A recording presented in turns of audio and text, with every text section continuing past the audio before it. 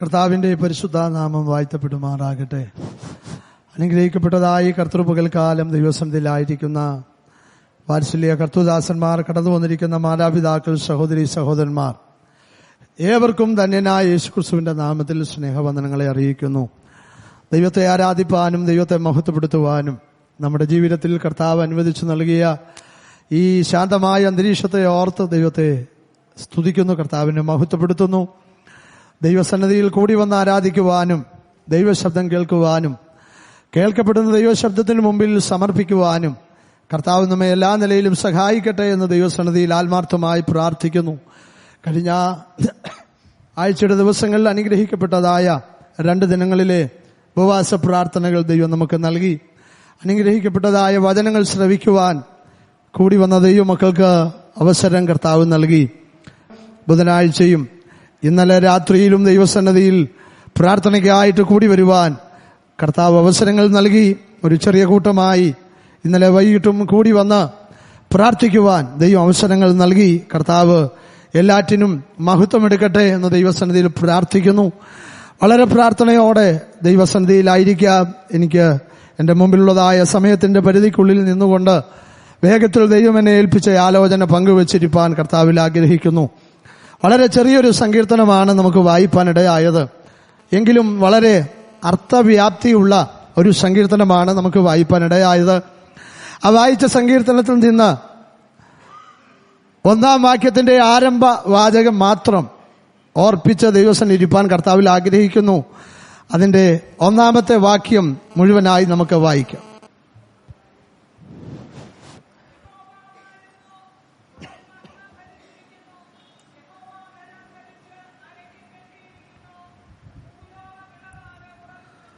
കർത്താവിന്റെ പരിശുദ്ധ നാമം വാഴ്ത്തപ്പെടുമാറാകട്ടെ. ദൈവത്തിന് സ്തോത്രം.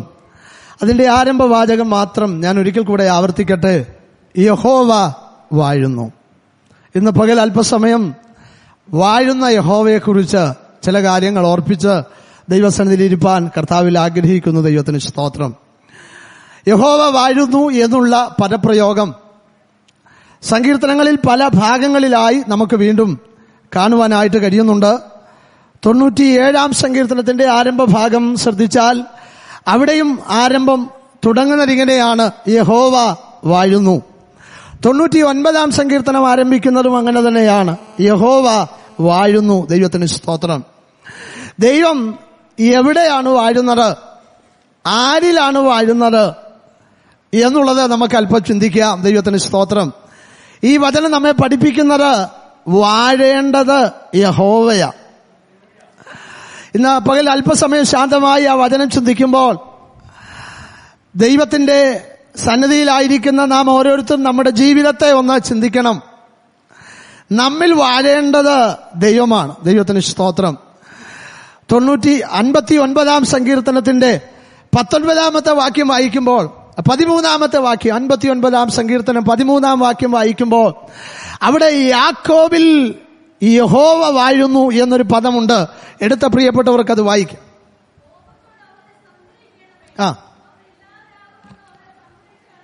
59-ാം സങ്കീർത്തനത്തിന്റെ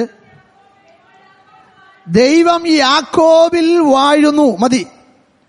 യാക്കോബ് എന്ന് പറയുന്നത് ആരെന്ന് ചോദിച്ചാൽ നമുക്ക് പറയാൻ ഒത്തിരി അഭിപ്രായങ്ങളുണ്ട്. അബ്രഹാമിന്റെ കൊച്ചുമകനാണെന്നും ഇസഹാക്കിന്റെ മകനാണെന്നും യോസഫിന്റെ അപ്പനാണെന്നൊക്കെ പറയാൻ കഴിയും. എന്നുള്ളതിനേക്കാൾ കൂടുതൽ ഞാൻ പറയാൻ ഇഷ്ടപ്പെടുന്നത് ദൈവം തിരഞ്ഞെടുക്കപ്പെട്ടവനാണ് യാക്കോബ്. ദൈവം തിരഞ്ഞെടുക്കപ്പെട്ടവനായ യാക്കോബ് എങ്കിൽ ആ യാക്കോബിൽ വാഴേണ്ടത് ദൈവമാണ്. ദൈവത്തിന് സ്തോത്രം. തിരഞ്ഞെടുക്കപ്പെട്ട ദൈവമക്കളാ നാം ഓരോരുത്തരും ഇവിടെ ആയിരിക്കുന്നത്. ഇന്ന് പകൽ നാം ചിന്തിക്കണം, എന്നിൽ വാഴുന്നതാര്, എന്നെ നിയന്ത്രിക്കുന്നതാര്? എന്നെ നിയന്ത്രിക്കേണ്ടത് യഹോവയായിരിക്കണം. ദൈവത്തിന് സ്തോത്രം. ഒരുവനെ യഹോവയാണോ നിയന്ത്രിക്കുന്നത് എങ്ങനെ അറിയാം? യഹോവ വാഴുന്നു എന്ന പദത്തിന് ഭരിക്കുക എന്നർത്ഥമുണ്ട്, ഭരണം നടത്തുക എന്നൊരർത്ഥമുണ്ട്, ആധിപത്യം നടത്തുക എന്നൊരർത്ഥമുണ്ട്, പാലിക്കുക എന്നർത്ഥമുണ്ട്. വിവിധ അർത്ഥങ്ങളാണ് അതിനുള്ളത്. അപ്പോൾ വാഴുന്നു എന്ന് പറഞ്ഞാൽ ഭരിക്കുന്നു, പരിപാലിക്കുന്നു, പാലിക്കുന്നു, ഇന്ന് പകൽക്കാലം നമ്മുടെ വ്യക്തിപരമായ ജീവിതത്തിലേക്ക് നമുക്കൊന്ന് ചിന്തിച്ചു നോക്കാം. എന്നിൽ വാഴുന്നതാര്? എന്നെ ഭരിക്കുന്നതാര്? ദൈവത്തിന് സ്തോത്രം.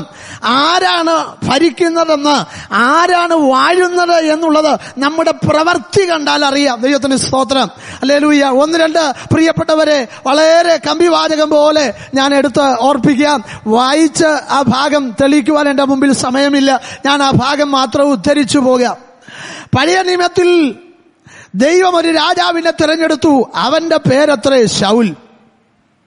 ദൈവസന്നിധിയിൽ അവിശ്വസ്തത കാണിച്ചു കഴിഞ്ഞപ്പോൾ യഹോവ അയച്ച ദുരാത്മാവ് അവനെ ബാധിച്ചു. ദൈവത്തിന്റെ ആത്മാവ് അവനെ വിട്ടുപോയി. തുടർന്നുള്ളതായ ശൗലിന്റെ ജീവിതം പഠിച്ചാൽ, ശൗലിന്റെ ജീവിതം ശ്രദ്ധിച്ചാൽ ഒരു കാര്യം സ്പഷ്ടമാകും. അവനെ ഭരിക്കുന്നത് ദൈവമല്ല, അവനിൽ വാഴുന്നത് ദൈവമല്ല. എന്തുകൊണ്ടെന്നാൽ അവൻ ചെയ്യുന്ന പ്രവൃത്തി എന്ന് പറയുന്നത് ഒരു ദൈവ പൈതലിന് ഉചിതമല്ലാത്ത പ്രവൃത്തിയാണ്. കിന്നരം വായിച്ച് തന്നിൽ ആവസിച്ചിരിക്കുന്ന ദുരാത്മാവിനെ പുറത്താക്കുവാൻ ദാവീദ് വീണമീട്ടുമ്പോൾ അവനെ ചുവരോട് ചേർത്ത് അവനെ കുത്തുവാൻ, അവനെ നശിപ്പിക്കുവാൻ പലയാവർത്തി അവൻ എടുത്തു ചാടിയ സന്ദർഭം വേദപുസ്തകം നമ്മെ പഠിപ്പിക്കുന്നു. അങ്ങനെയെങ്കിൽ ഒരുവന്റെ നാശത്തിനു വേണ്ടി ഞാൻ കൈ ഓങ്ങുന്നെങ്കിൽ എന്നിൽ വ്യാപരിക്കുന്നത് ദൈവമല്ല, എന്നെ ഭരിക്കുന്നത് ദൈവമല്ല എന്ന് നാം ഏവരും ഓർത്തിരിക്കണം. അത് പ്രസംഗിക്കുന്ന എന്നിലാണെങ്കിലും, പ്രസംഗം കേൾക്കുന്ന ദൈവമക്കളിലാണെങ്കിലും, അത് സഹോദരനാണെങ്കിലും സഹോദരിയാണെങ്കിലും, അത് ഉപദേശിയാണെങ്കിലും ഓർത്തുകൊള്ളണം. ഒരുവന്റെ നാശത്തിന് നമ്മുടെ അതരം ചലിക്കുന്നെങ്കിൽ, നമ്മുടെ കരം ചലിക്കുന്നെങ്കിൽ, നമ്മുടെ പണം വിനിയോഗിക്കുന്നെങ്കിൽ, നാം അതിനു വേണ്ടി എടുത്തു ചാടുന്നെങ്കിൽ നമ്മെ ഭരിക്കുന്നത് ദൈവത്തിന്റെ ആത്മാവല്ല, നമ്മുടെ മേൽ വാഴുന്നത് ദുരാത്മാവാ. ഹല്ലേലൂയ. ആ ശൗലിന്റെ ജീവിതാന്ത്യം നമുക്ക് നന്നായിട്ടറിയാം. ഹല്ലേലൂയ. അപ്പോൾ നമ്മിൽ വാഴേണ്ടത് ദൈവത്തിന്റെ ആത്മാവാണ്, ദുരാത്മാവല്ല.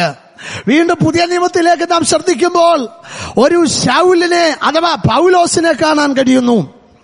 അവനെ നിയന്ത്രിക്കുന്നത് സമുദായമാ. അവനെ നിയന്ത്രിക്കുന്നത് അവനായിരുന്നതായ പാരമ്പര്യത്തിന്റെ മേഖലയാ. ഒന്നുകൂടെ പറഞ്ഞാൽ അവനെ നിയന്ത്രിക്കുന്നത് ലോകമാ, അവനെ ഭരിക്കുന്നത് ലോകമാ, അവന്റെ മേൽ വാഴുന്നത് ലോകമാ. കാരണം അവന്റെ പ്രവർത്തികൾ എന്ന് പറയുന്നത് ആ തരത്തിലുള്ളതാ. ദൈവത്തിന് സ്തോത്രം. ഈ മാർഗക്കാരായ ആളുകളെ കണ്ടാൽ അവരെ കൊന്നൊടുക്കണം. അവരുടെ ജീവിതത്തിൽ ഏതു വിധേനയും ഹല്ലേലൂയ ഒരു തകർച്ച വരുത്തണം എന്നുള്ള ആഗ്രഹത്തോടുകൂടെ മുന്നോട്ട് പോകുന്ന ഒരു മനുഷ്യനായിട്ട് ശൗലിനെ കാണാൻ കഴിയുന്നു. ശൗലിന്റെ മാനസാന്തര വേളയിൽ ദൈവം അവനോട് സംഭാഷിക്കുമ്പോൾ പറയുന്നു, ദൈവം ഇടപെട്ടപ്പോൾ അവൻ ചോദിക്കുന്നു, നീ ആരാകുന്നു കർത്താവേ? കർത്താവിന്റെ മറുപടി, ഞാൻ നീ ഉപദ്രവിക്കുന്ന യേശുവാണ്. ദൈവത്തിന് സ്തോത്രം. നീ ഒരു ഉപദ്രവകാരിയായി മാറിയിരിക്കുക. ഹല്ലേലൂയ. നിന്നിൽ വ്യാപരിക്കുന്നത് ദൈവമല്ല, നിന്നെ ഭരിക്കുന്നത് ദൈവമല്ല.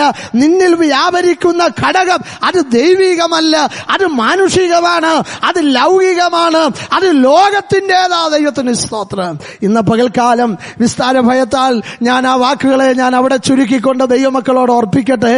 നമ്മിൽ വ്യാപരിക്കുന്നതാര്? ഒരുവനിൽ ദൈവാത്മാവാണ് വ്യാപരിക്കുന്നതെങ്കിൽ, ദൈവമാണ് വാഴുന്നതെങ്കിൽ, ഞാൻ ഒരു കാര്യം ഉറപ്പ് പറയാം, അവന്റെ കുറവുകൾ തീർത്ത്, അവന്റെ പോരായ്മകൾ തീർത്ത് അവനെ എത്തിക്കേണ്ടിടത്ത് എത്തിക്കാൻ ദൈവം വാഴുന്നവനെ സംബന്ധിച്ചിടത്തോളം അത് കഴിയുമെന്നുള്ളത് വേദപുസ്തകത്തിലെ നിരവധി സംഭവങ്ങൾ തെളിയിക്കുന്നു. ഒരുവനിൽ വാഴുന്നത് ദൈവമാണെങ്കിൽ ദൈവം അവന്റെ പോരായ്മകൾ നികത്തും, ദൈവം അവന്റെ കുറവുകൾ നികത്തും. മാത്രമല്ല ഒരനർത്ഥവും അവന്റെ ജീവിതത്തിൽ വ്യസനമായി തീരാൻ ദൈവം സമ്മതിക്കുകയില്ല. അവനെ എത്തേണ്ടിടത്ത് എത്തിക്കാൻ സർവശക്തനായ ദൈവത്തിന് കഴിയും. തെളിവ്, ദൈവശബ്ദം കേട്ട് ഇറങ്ങിത്തിരിച്ച അബ്രഹാമിന്റെ ചരിത്രം നമുക്കറിയാം. വിഗ്രഹത്തെ സേവിക്കുന്ന, വിഗ്രഹത്തെ വാർത്തുണ്ടാക്കി അതിനെ ചുമലിൽ ചുമന്നുകൊണ്ട് നടന്ന് അതിനെ കിട്ടുന്നതായ അവസരങ്ങളിലൊക്കെ വിറ്റ് അതിൽ കാശുണ്ടാക്കി, ദൈവത്തെ വിറ്റ് കാശുണ്ടാക്കി ഉപജീവനം കഴിക്കുന്ന ഒരു പാരമ്പര്യ കുടുംബത്തിന്റെ ഒരംഗമായിട്ട് നമുക്ക് അബ്രഹാമിനെ കാണാൻ കഴിയുന്നു. അവന്റെ ജീവിതം ശ്രദ്ധിച്ചു പഠിച്ചാൽ നമുക്കറിയാം, ദൈവശബ്ദം കേട്ടു ശേഷം അവന്റെ ജീവിതത്തിൽ വലിയ വ്യത്യാസമുണ്ടായി. അവനിൽ വാഴുന്നത് കർത്താവാണ്, അവനിൽ വാഴുന്നത് ദൈവമാണ്, അവനെ ഭരിക്കുന്നത് ദൈവമാണ്. ദൈവശബ്ദം കേൾക്കുമ്പോൾ അവന്റെ ജീവിതത്തിൽ ചില ന്യൂനതകളുണ്ടല്ലോ, അല്ല ചില പോരായ്മകളുണ്ട്, നമുക്കറിയാം. ഹല്ലേലൂയ. എന്നാൽ ആ പോരായ്മകളെ ഒക്കെ ദൈവം നികത്തി. അവന് ദോഷം ചെയ്യാൻ പല ആളുകൾ പല ആവർത്തി മുമ്പോട്ട് ആഞ്ഞു വന്നപ്പോൾ യഹോവയായ ദൈവം അവിടെല്ലാം അവനെ പരിപാലിച്ചു. ദൈവം അവനെ സൂക്ഷിച്ചു. അവനെ എത്തിക്കേണ്ടതായ സ്ഥലത്ത് ദൈവം അവനെ കൊണ്ടെത്തിച്ചു. വാഗ്ദത്തം ചെയ്തത് ദൈവം അവന് നിവർത്തിച്ചു കൊടുത്തു. ദൈവമക്കളെ, നമ്മിൽ യഹോവയാ വാഴുന്നെങ്കിൽ ഈ തരത്തിലുള്ള അനുഗ്രഹങ്ങളും നന്മകളും ഒക്കെ നമ്മുടെ ജീവിതത്തിൽ പ്രാപിപ്പാൻ കഴിയും. ഈ വാക്കുകൾ ഞാൻ ഇത്രയും ഓർപ്പിച്ചപ്പോൾ ഓരോരുത്തർ അവരോര് തന്നെ ചിന്തിച്ചു നോക്കണം, ചോദിച്ചു നോക്കണം, എന്നിൽ വാഴുന്നതാര്? വിശ്വാസ ജീവിതത്തിൽ ഒരുപക്ഷെ 1 പതിറ്റാണ്ടോ 2 പതിറ്റാണ്ടോ 5 പതിറ്റാണ്ടോ 10-ൽ താഴെ പതിറ്റാണ്ടുകൾ ജീവിക്കുവാൻ ഭാഗ്യം ലഭിച്ചതായ രക്ഷിക്കപ്പെട്ട ദൈവപൈതലെന്ന് അഭിമാനിക്കുന്ന എന്നിൽ വാഴുന്നതാര്?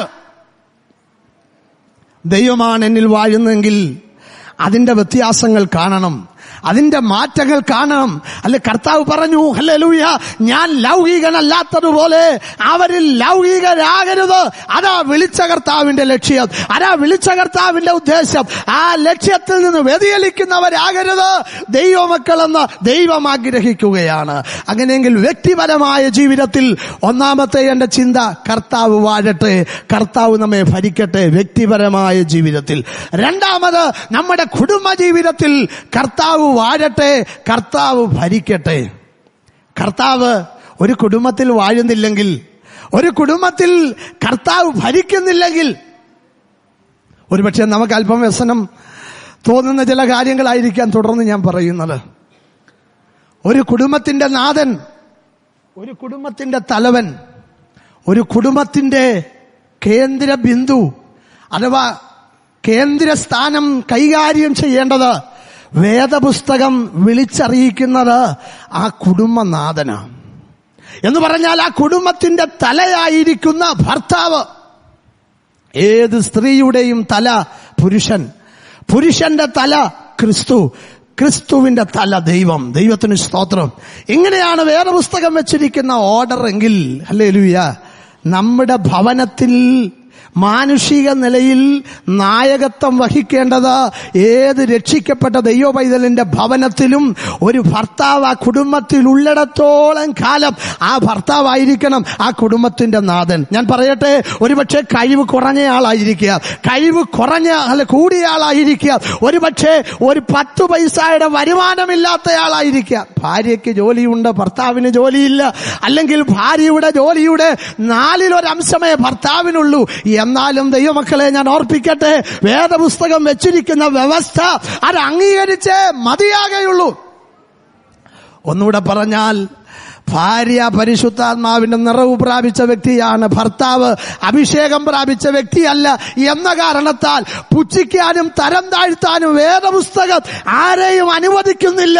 വേദപുസ്തകത്തിന്റെ വ്യവസ്ഥയിൽ അമങ്ങിയിരുന്നു കൊണ്ട് വേണം ക്രിസ്തീയ ജീവിതം നയിക്കുവാൻ. ഈ പ്രമാണം വിട്ടുള്ളതായ ഒരു ചാട്ടത്തിന് ദൈവം നമ്മെ അനുവദിക്കുന്നില്ലെന്ന് ഇന്ന് പകൽക്കാലം ഓർത്തുകൊള്ളട്ടെ. ദൈവത്തിന് സ്തോത്രം. പല കുടുംബങ്ങളെയും നോക്കിക്കൊണ്ട് ഒരുപക്ഷെ നാം പറഞ്ഞിട്ടുള്ള അവസരങ്ങൾ കാണാം, ഒരുപക്ഷെ ആളുകൾ പറയുന്നത് കേട്ടിട്ട് ഉള്ളതായ സാഹചര്യങ്ങളുണ്ട്. ആ കുടുംബത്തിൽ ആ പുള്ളിക്കാരത്തിയാ അവിടുത്തെ കാര്യക്കാരി. ഹല്ലേലൂയ. അങ്ങനെ പറയുന്ന ഒത്തിരി കുടുംബങ്ങളെ നാം കണ്ടിട്ടുണ്ട്. ഭർത്താവ് ആ കുടുംബത്തിൽ ഇല്ലെങ്കിൽ, ഭർത്താവ് ഒരുപക്ഷെ വിദേശത്താണെങ്കിൽ, അദ്ദേഹം ഒരുപക്ഷെ ഈ ഭൂമിയിൽ നിന്ന് മാറ്റപ്പെട്ടെങ്കിൽ അതിന്റെ ചുമതല സഹോദരിമാരെ നിങ്ങൾ കേൾക്കാം. എന്നാൽ ഒരു കുടുംബത്തിൽ ഒരു ഭർത്താവ് ഉള്ളിടത്തോളം കാലം ആ കുടുംബത്തിൻ്റെതായ നായകത്വം വഹിക്കേണ്ടത് മാനുഷിക നിലയിൽ ഒരു ഭർത്താവായിരിക്കണം. അവരെ ബഹുമാനിപ്പാനും മറ്റുള്ളവരുടെ മുമ്പിൽ വില കുറച്ച് കാണാതിരിക്കാൻ. ഹല്ലേലൂയ.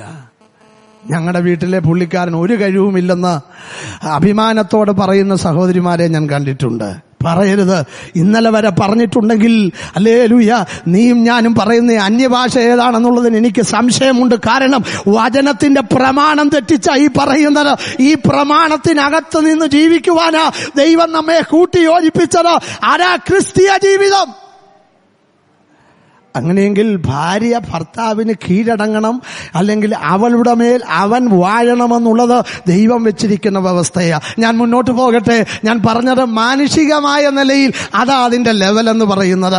എന്നാൽ നമ്മുടെ ആത്മീക കുടുംബത്തിൽ വാഴേണ്ടത് കർത്താവാ. ദൈവത്തിന് സ്തോത്രം. ക്രിസ്തു ഈ വീടിന്റെ നായകനെന്ന് വീടിൻ്റെതായ മുൻഭാഗത്തോ ഓരോ മുറിയിലും എഴുതി വെച്ചത് കൊണ്ട് ഒരു ഗുണവുമില്ല. ഹല്ലേലൂയ. ആരാ നായകൻ എന്നുള്ളത് ഒന്ന് ശ്രദ്ധിച്ചാൽ അറിയാം. ദൈവത്തിന് സ്തോത്രം. പ്രിയപ്പെട്ടവരെ, നമ്മുടെ കുടുംബത്തിന്റെ നായകൻ കർത്താവാണോ? നമ്മുടെ കുടുംബത്തിൽ വാഴുന്നത് കർത്താവാണോ?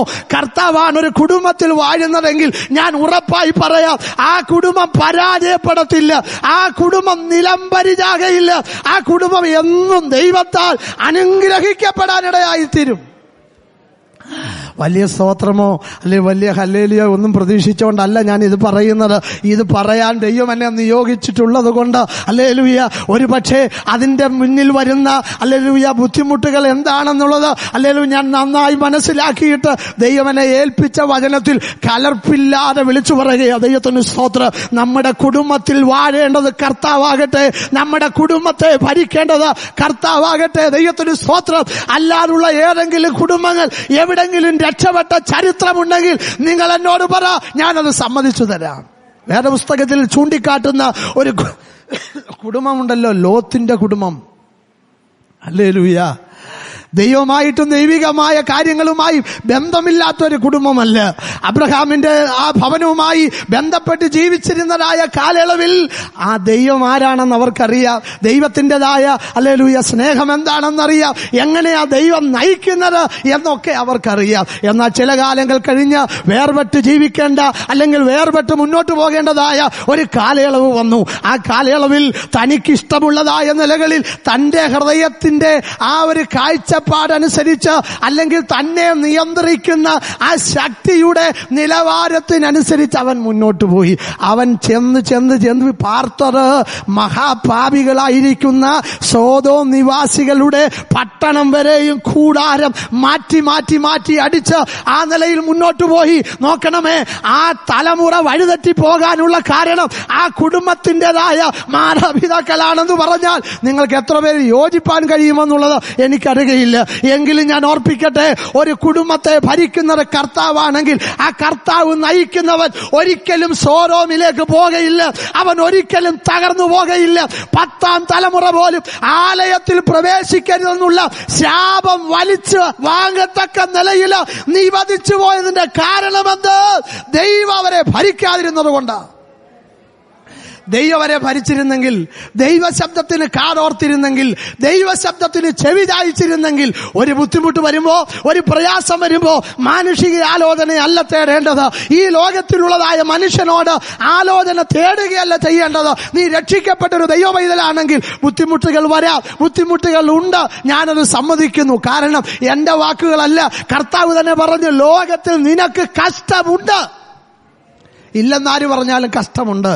പക്ഷേ ബുദ്ധിമുട്ടുകൾ വരുമ്പോ, പ്രയാസങ്ങൾ വരുമ്പോ, നിന്റെ ഭവനത്തിൽ ഒരു പ്രാർത്ഥനാ മുറി ഉണ്ടെങ്കിൽ, അല്ല നീ പ്രാർത്ഥിക്കുന്ന ഒരിടത്ത് മുഴങ്കാൽ മടക്കി ദൈവത്തോട് ചോദിക്കത്താവേ, ഞാൻ എങ്ങോട്ടാ പോകേണ്ടത്? ആരോടാ എന്റെ കാര്യങ്ങൾ ചോദിക്കേണ്ടത്? എങ്ങനെയാ എന്റെ കാര്യങ്ങൾ കൈകാര്യം ചെയ്യേണ്ടതെന്ന് ദൈവത്തോട് പറ. ദൈവം ഭരിക്കുന്നതാ നിന്റെ ഭവനമകില്. അധപ്പതനത്തിലേക്ക് പോകാൻ ദൈവം സമ്മതിക്കയില്ല. സ്വന്തം താല്പര്യത്തിനനുസരിച്ച് ഓടി അധപ്പതനത്തിലേക്ക് കൊപ്പുകുത്തിയിട്ട് ദൈവം കാരണക്കാരനാണെന്ന് പറഞ്ഞിട്ട് കാര്യമില്ല. അത് ദൈവത്തിന്റെ മുകളിലേക്ക്, അല്ലെ നിന്റെ ജീവിതത്തിൻ്റെതായ ആ തെറ്റുകളുടെ ഉത്തരവാദിത്വം കെട്ടിവെക്കാൻ ആഗ്രഹിക്കരുത്. നീ എടുത്ത സ്റ്റെപ്പാണ് നിന്റെ ജീവിതം തകരാൻ കാരണം. പ്രിയപ്പെട്ടവരെ, ഹല്ലേലൂയ, ലോത്തിന്റെ കുടുംബം അധപ്പതിച്ചു പോകാൻ കാരണം ആ കുടുംബത്തെ ഭരിച്ചത് ദൈവമല്ല. ആ കുടുംബത്തെ ഭരിച്ചത് ഹല്ലേലൂയ ദൈവത്തിന്റെ ആത്മാവല്ല. ആ കുടുംബത്തിൽ വാഴേണ്ടത് ദൈവമായിരുന്നു. പക്ഷേ അവർ അതിന് അനുവദിച്ചില്ല, അതിന് കീഴടങ്ങിയില്ല. മറ്റൊരു കുടുംബമാണ് എലീമേലെക്കിന്റെ കുടുംബം. പാർത്തിരുന്ന ദേശത്ത് ക്ഷാമം വന്നു. ബുദ്ധിമുട്ടുകൾ വരാം, പ്രയാസം വരാം. അപ്പത്തിന്റെ ഭവനമായ ബേത്ലഹേമിൽ പാർക്കുന്നതെങ്കിലും ചിലപ്പോൾ ക്ലേശം വരാം. വിശ്വാസ ജീവിതമായി രക്ഷിക്കപ്പെട്ടു, സ്നാനപ്പെട്ടു, ദൈവകൃപയിലേക്ക് കടന്നു വന്നു. രോഗമുണ്ടാകത്തില്ല, ബുദ്ധിമുട്ട് വരത്തില്ല, നിന്ദ വരത്തില്ല, ഒരു കഷ്ടതയും ഉണ്ടാകത്തില്ല. ഞാൻ പലപ്പോഴും പറയാറുള്ളത് പോലെ നാഷണൽ ഹൈവേയിൽ കൂടെ പോകുന്ന പോലൊരു ജീവിതമാണ് ക്രിസ്തീയ ജീവിതമെന്ന് ആരെങ്കിലും തെറ്റിദ്ധരിച്ചാൽ അത് അമ്പേ പരാജയമാ. ഹല്ലേലൂയ. ഇതിൽ പ്രയാസങ്ങളുണ്ട്. ഹല്ലേലൂയ. പ്രതീക്ഷിക്കാത്ത സമയത്ത് പലതും ജീവിതത്തിന് നേരെ തലപൊക്കിയെന്ന് വന്നിരിക്കുക. എന്നാൽ അവിടെയും ഭാരപ്പെടരുത്, നടത്തുവാൻ ദൈവം വിശ്വസ്തന. പക്ഷേ ഈ കുടുംബം അല്പപ്രയാസങ്ങൾ വന്നു.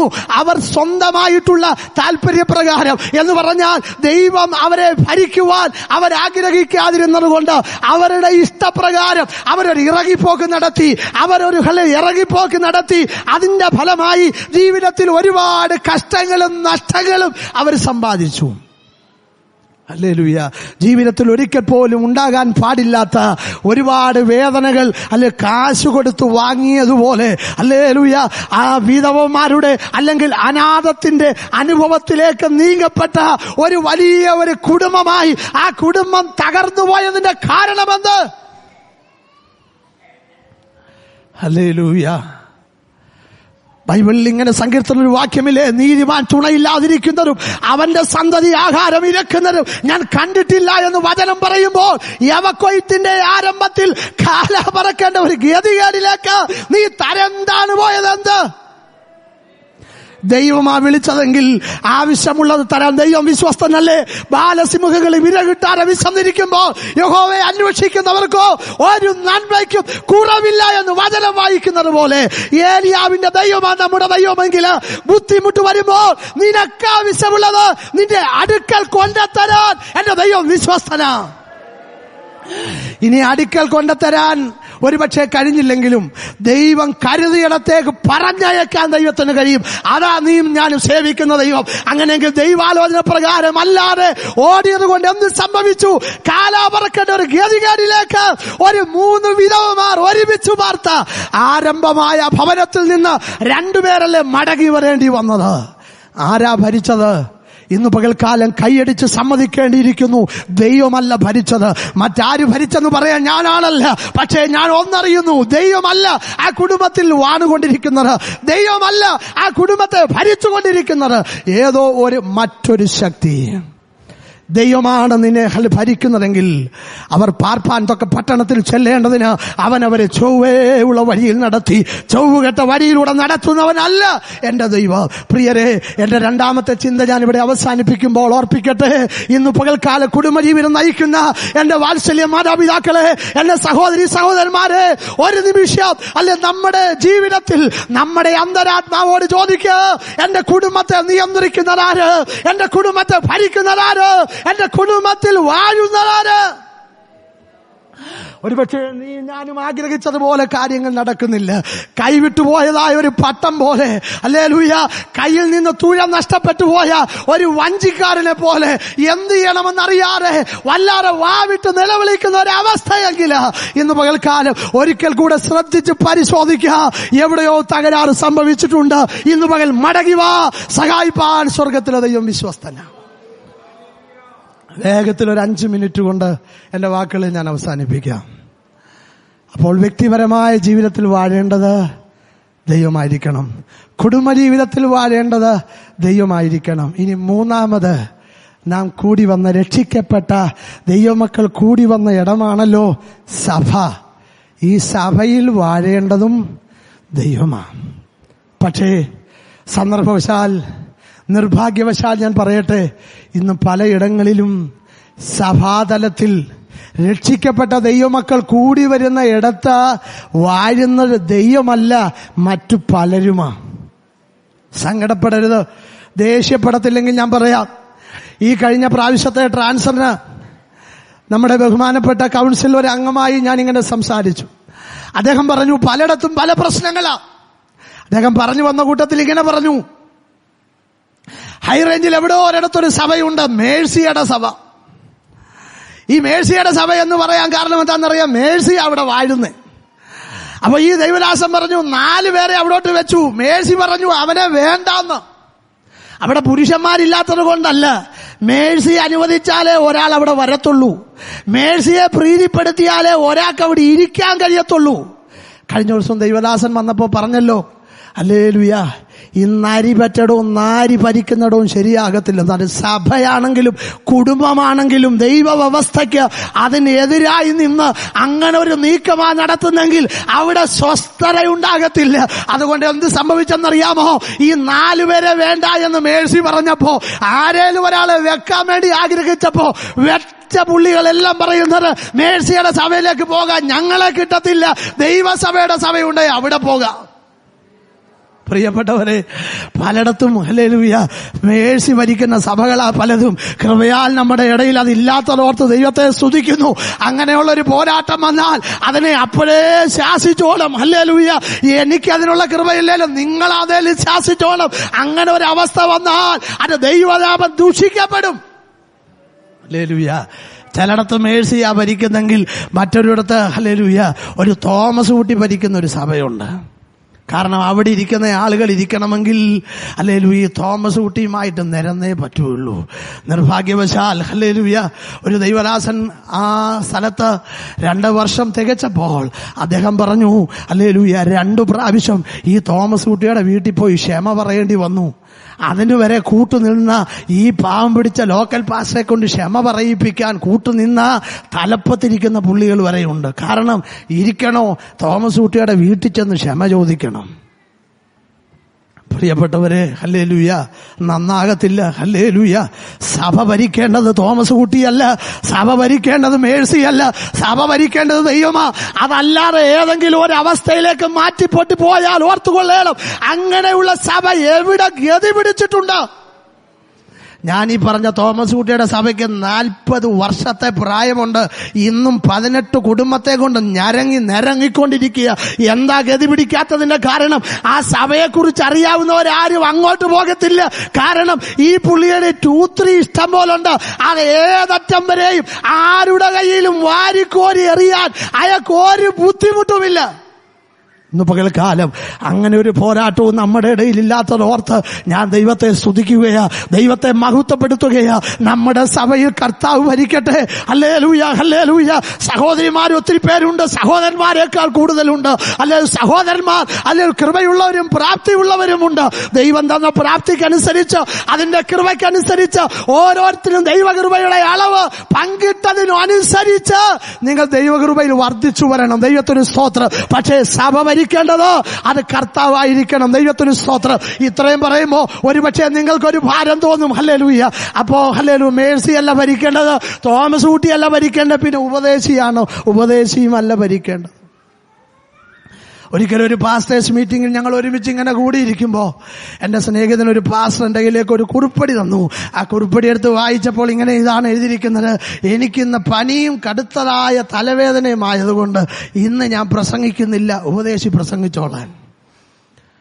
ഒരു റിട്ടയർഡായിട്ടുള്ള ഡിസ്ട്രിക്ട് പാസ്റ്ററായി റിട്ടയർഡായിട്ടുള്ള ഒരാളുള്ള ഒരു സഭയാണ്. ഹല്ലേലൂയ. ലോക്കൽ പാസ്റ്ററുടെ റോൾ എന്ന് പറഞ്ഞാൽ സങ്കീർത്തനം മാത്രം വായിച്ചാൽ മതി, പ്രബോധിപ്പിക്കണ്ട. മൊത്തം ഹോൾസെയിലായിട്ട് അദ്ദേഹം ചെയ്തോളും. ഹല്ലേലൂയ. ദൈവത്തിന് സ്തോത്രം. പ്രിയപ്പെട്ടവരെ, ഹല്ലേലൂയ. ഒരുപക്ഷെ സഭ ഭരിക്കേണ്ടത് ഹല്ലേലൂയ ലോക്കൽ പാസ്റ്ററല്ല. ഹല്ലേലൂയ. സഭയിൽ ദൈവത്താൽ ആക്കപ്പെട്ടിരിക്കുന്ന സഭയുടെ സന്താനങ്ങളായിരിക്കുന്ന ദൈവദാസന്മാരല്ല സഭ ഭരിക്കേണ്ടത് ദൈവമാ. ഒരുപക്ഷെ 1 വർഷത്തേക്കോ 2 വർഷത്തേക്കോ അല്ലെങ്കിൽ 3 വർഷത്തേക്കോ ദൈവമാക്കുന്ന കാലയളവിലേക്ക് ഒരു ദൈവദാസനെ ഒരു സഭയിലേക്ക് ദൈവം അയക്കുമ്പോ അദ്ദേഹമല്ല സഭ ഭരിക്കേണ്ടത്. സഭ ഭരിക്കേണ്ടത് ദൈവമായിരിക്കണം. അല്ല, ഒരു മനുഷ്യനും ഭരിച്ചാൽ ഒരു സഭയും ഹല്ലേലൂയ അതിന്റെ നേതൃത്വത്തിലേക്ക് അതിന്റെ ഉന്നതിയിലേക്ക് വരികയില്ല. അതിലൊരു നന്മയുണ്ടാകണമെങ്കിൽ സഭയുടെ നാഥനായിരിക്കുന്ന കർത്താവ് ഭരിക്കണം. ദൈവത്തിന് സ്തോത്രം. ഹല്ലേലൂയ. നമ്മുടെ സഭയിലും ആദരണീയരായ ദൈവദാസന്മാരുണ്ട്. പ്രസംഗിക്കാൻ നിർബന്ധിച്ചാലേ അവർ പ്രസംഗിക്കത്തുള്ളൂ. ദൈവത്തിന് സ്തോത്രം. ആ നിലയിൽ അവരും ആ നിലയിൽ സഹകരിക്കുന്നവരാ. ദൈവത്തിന് സ്തോത്രം. ഞാൻ പറഞ്ഞു വന്നത് ഹല്ലേലൂയ സഭയിലും വാഴേണ്ടത് സ്വർഗത്തിലെ ദൈവമാ. ദൈവത്തിന് സ്തോത്രം. ഒരുപക്ഷെ കഴിവ് നമുക്കുണ്ടായിരിക്കാം, പ്രാപ്തി നമുക്കുണ്ടായിരിക്കാം, പിടിപാട് നമുക്കുണ്ടായിരിക്കാം, പണം നമുക്കുണ്ടായിരിക്കാം, സ്വാധീനം നമുക്കുണ്ടായിരിക്കാം. ചിലർ പറയുന്നത് ഞാൻ കേട്ടിട്ടുണ്ട്, അല്ലേലും ഇവിടെ കർത്താവ് വാഴുന്നെന്നാ, യഹോവ വാഴുന്നെന്നാ ചിലർ പറയുന്നത് കൊണ്ട് ഞാൻ ചൊവ്വേ നേരെ അതിനകത്ത് വാഴിക്കത്തില്ല. ചിലരെ കുടുംബജീവിതത്തിലും ചിലരെക്കുറിച്ച് പറയുന്നത് കേട്ടിട്ടുണ്ട്. അല്ലെങ്കിൽ ഭാര്യയും ഭർത്താവും കുഞ്ഞുങ്ങളുമായിട്ടൊക്കെ സ്വസ്ഥമായിട്ട് പോകുമ്പോൾ ചിലർക്കത് ഇഷ്ടപ്പെടത്തില്ല. അവരിങ്ങനെ ബൈക്കേ വരുന്നു, അല്ലെ നടന്നു വരുന്നു, ഓട്ടോയെ വരുന്നു, കാറേ വരുന്നു. അവരിങ്ങനെ പോകുമ്പോൾ ഇങ്ങനെ പല്ലും കടിച്ച് ഞറമ്മിക്കൊണ്ടിരുന്ന് ഇങ്ങനെ ഒരു വല്ലാത്ത അവസ്ഥയിൽ നോക്കുന്നവർ പറയുന്നുണ്ട്, ഞാൻ ചൊവ്വേ നേരെ അവരെ വാഴിക്കത്തില്ല. ഹല്ലേലൂയ. അതെന്താണെന്നറിയാമോ? ഇഷ്ടപ്പെടാത്തത് വരുന്നത് കൊണ്ടാ. ഹല്ലേലൂയ. ദൈവമക്കളെ, അങ്ങനെ പറയുന്ന ആളുകളുമുണ്ട്. ദൈവത്തിന് സ്തോത്രം. Hallelujah, hallelujah. ഏതെങ്കിലും ഒരു ദൈവദാസൻ ഒരു സഭയിൽ വന്നാൽ ഹല്ലേലൂയ സ്വസ്ഥമായി സമാധാനമായി ഹല്ലേലൂയ ഇരുത്തുകയില്ലെന്നും വാഴിക്കയില്ലെന്നൊക്കെ പറയുന്ന ആളുകളെ ഞാൻ കേട്ടിട്ടുണ്ട്. ദൈവത്തിന് സ്തോത്രം. കൃപയാൽ ഇന്ന് 10ാമത്തെ സഭയിലാണ് ഞാൻ ശുശ്രൂഷിക്കുന്നത്. ഇതുവരെയും അങ്ങനെ ഒരവസ്ഥ എനിക്ക് ഉണ്ടായിട്ടില്ല. മാത്രമല്ല, ദൈവം എന്നെ ഒരിടത്തേക്ക് അയച്ചാൽ ദൈവം എന്നെ ഏൽപ്പിച്ച ശുശ്രൂഷ തീർന്നു എന്ന് ബോധ്യപ്പെടുമ്പോൾ ഹല്ലേലൂയ, അത് 1-ാന്നേലും 2-ാന്നേലും 3-ാന്നേലും അപ്പോഴേ അവിടുന്ന് ഗുഡ് ബൈ പറഞ്ഞു പോകും. 1 വർഷം കൂടി ഇരുത്തണോ എന്ന് പറയാനുള്ള തത്രപ്പാടിൽ അങ്ങനെയുള്ള ഒരു പരിപാടിക്കും ഇതുവരെ ഒരുങ്ങിയിട്ടില്ല, ഇനിയൊട്ടും ഒരുങ്ങത്തില്ലെന്ന് ദൈവസ്നേഹത്തിൽ ദൈവമക്കൾ അറിയാൻ അങ്ങ് പറയുക. ദൈവത്തിന് സ്തോത്രം. കൃപയാൽ നിങ്ങൾ 1 വർഷം കൂടെ കൃപായുഗത്തിൽ എന്നെ ഇവിടെ നിർത്തിയേക്കുക. അതുകൊണ്ട് ഞാൻ പ്രിയപ്പെട്ടവരെ ഓർപ്പിക്കട്ടെ, ഹല്ലേലൂയ, ദൈവം എന്നെ ഏൽപ്പിച്ച ശുശ്രൂഷ തീർന്നു എന്ന് ബോധ്യപ്പെടുമ്പോൾ ഹല്ലേലൂയ ദൈവം അയക്കുന്ന മറ്റൊരിടത്തേക്ക് പോകും. ഹല്ലേലൂയ. എന്റേതായ മകള് +1 കയറുകയാ. അത് കയറുന്നത് കൊണ്ട് നിങ്ങൾ ഭാരപ്പെടേണ്ട. ദൈവം തലമുറയെ തന്നെങ്കിൽ മാനിപ്പാൻ ദൈവം വിശ്വസ്തന. എന്തിനാ ഇത്രയും പറഞ്ഞെന്ന് ചോദിച്ചാൽ, അല്പഭാരം അതിനോടുള്ള ബന്ധത്തിൽ എന്റെ മനസ്സിൽ വന്നതുകൊണ്ടാണ് ഞാനിത് ഓർപ്പിച്ചത്. ദൈവം ഒരാളെ ഒരിടത്തേക്ക് അയച്ചെങ്കിൽ ഹല്ലേലൂയ അവര് സ്വസ്ഥതയോടും സമാധാനത്തോടും ദൈവമേൽപ്പിച്ച ശുശ്രൂഷ അത് ചെയ്യുവാൻ ഇടവരുത്തേണ്ട മുഴുവൻ ഉത്തരവാദിത്വം സഭയിൽ കൂടുന്ന സകല ദൈവമക്കളുടെ ദൈവത്തിന് സ്തോത്രം. വചനത്തിൽ എബ്രായ ലേഖനത്തിൽ ഇങ്ങനെ ഒരു വാക്യമുണ്ട്, അവർ സന്തോഷത്തോടെ വേല ചെയ്യാൻ ഇടവരുത്തണം, ഞരങ്ങിക്കൊണ്ട് കർത്താവിന്റെ വേല ചെയ്യാൻ ഇടവരുത്തരുത്. അങ്ങനെ വന്നാൽ നിങ്ങൾക്ക് നന്നല്ല. ഇത് ഞാനല്ല പറഞ്ഞ, ദൈവത്തിന്റെ വചനമാ പറഞ്ഞ. ദൈവത്തിന് സ്തോത്രം. അങ്ങനെയെങ്കിൽ പ്രിയപ്പെട്ടവരെ ഞാൻ ഓർപ്പിക്കട്ടെ, ദൈവം തരുന്ന കൃപയ്ക്കൊത്തവണ്ണം ദൈവം തരുന്നതായ നാളുകൾ വിശ്വസ്തയോടെ ജീവിക്കണമെങ്കിൽ കർത്താവ് വാഴണം. കർത്താവ് ഒരു കുടുംബത്തിൽ വാണാൽ, ഒരു സഭയിൽ വാണാൽ, ഒരു വ്യക്തിയിൽ വാണാൽ ആ കുടുംബം അനുഗ്രഹിക്കപ്പെടും, ആ സഭ അനുഗ്രഹിക്കപ്പെടും, ആ വ്യക്തി അനുഗ്രഹിക്കപ്പെടും. അതുകൊണ്ട് നമ്മുടെ ജീവിതം ആ നിലയിൽ ധന്യമാകട്ടെ എന്ന് ദൈവസന്നിധിയിൽ ഞാൻ പ്രാർത്ഥിക്കുകയാ. ദൈവത്തിന് സ്തോത്രം. Hallelujah, hallelujah. കർത്താവ് വാഴുന്നു, യഹോവ വാഴുന്നു. നമ്മുടെ ജീവിതത്തിൽ കർത്താവ് വാഴട്ടെ. ദൈവത്തിന് സ്തോത്രം. ഹല്ലേലൂയ. ആ വാഴുന്നവനെ വാഴ്ത്താൻ നമുക്ക് എപ്പോഴും കഴിയണം. 103-ാം സങ്കീർത്തനം അതല്ലേ പഠിപ്പിക്കുന്നത്? എൻ മനമേ യഹോവയെ വാഴ്ത്തുക, എന്റെ സർവ്വ അന്തരംഗമേ അവന്റെ വിശുദ്ധനാമത്തെ. ഹല്ലേലൂയ. ആരെയാ വാഴ്ത്തേണ്ടത്? വാഴുന്നവനെ വാഴ്ത്തണം. ഹല്ലേലൂയ. ആരാ വാഴുന്നത്? കർത്താവ് വാഴുന്നു, ദൈവം വാഴുന്നു. ഹല്ലേലൂയ. ആ വാഴുന്നവനെ വാഴ്ത്തിക്കൊണ്ട് ജീവിതകാലം മുഴുവനും വിശ്വസ്തയോടെ നിൽക്കാൻ ദൈവം നമ്മെ സഹായിക്കട്ടെ എന്ന് ഓർപ്പിച്ചുകൊണ്ട് ഞാൻ എന്റെ വാക്കുകളെ ഇവിടെ അവസാനിപ്പിക്കുന്നു. ദൈവസന്നിധിയിൽ ഒരു നിമിഷം നമ്മുടെ കണ്ണുകൾ അടച്ച് പ്രാർത്ഥിക്കാം. യഹോവ വാഴുന്നു. ഇന്ന് പകൽക്കാലം നമ്മുടെ വ്യക്തിപരമായ ജീവിതത്തിൽ കർത്താവ് വാഴട്ടെ. നമ്മുടെ കുടുംബത്തിൽ കർത്താവ് വാഴട്ടെ. നമ്മുടെ സഭയിൽ കർത്താവ് വാഴട്ടെ. നാം ജോലി ചെയ്യുന്ന ഇടത്ത് കർത്താവ് വാഴട്ടെ. നമ്മുടെ ദേശത്ത് കർത്താവ് വാഴട്ടെ. നമ്മുടെ സമൂഹത്തിൽ കർത്താവ് വാഴട്ടെ. ദൈവസന്നിധിയിൽ അതിനുവേണ്ടി പ്രാർത്ഥിക്കാം. ഹല്ലേലൂയ. ആ വാഴുന്നവനെ നമുക്ക് ജീവൻ തന്ന കാലം മുഴുവനും വാഴ്ത്തുവാൻ കർത്താവ് കൃപ ചെയ്യേണ്ടതിന് ദൈവകരങ്ങളിൽ ഏൽപ്പിച്ചുകൊണ്ട് നമുക്ക് പ്രാർത്ഥിക്കാം. നല്ലവനായ ദൈവമേ, സ്വർഗീയ പിതാവേ, ഈ നല്ല നിമിഷത്തിനായി നന്ദിയോട് സ്തോത്രം ചെയ്യുന്നു. ഈ മരുഭൂ പ്രയാണത്തിൽ ഒരിക്കൽ കൂടെ ഒരു വിശുദ്ധ സഭായോഗത്തിലായിരിക്കാൻ അവിടുന്ന് ഞങ്ങളെ സഹായിച്ച വലിയ കൃപയ്ക്കായി സ്തോത്രം ചെയ്യുന്നു. പാടുവാനുള്ള കൃപ കർത്താവ് തന്നല്ലോ. പ്രാർത്ഥിപ്പാൻ ഞങ്ങളെ ബലപ്പെടുത്തിയല്ലോ. ആരാധിപ്പാൻ ഞങ്ങളെ ശക്തീകരിച്ചല്ലോ.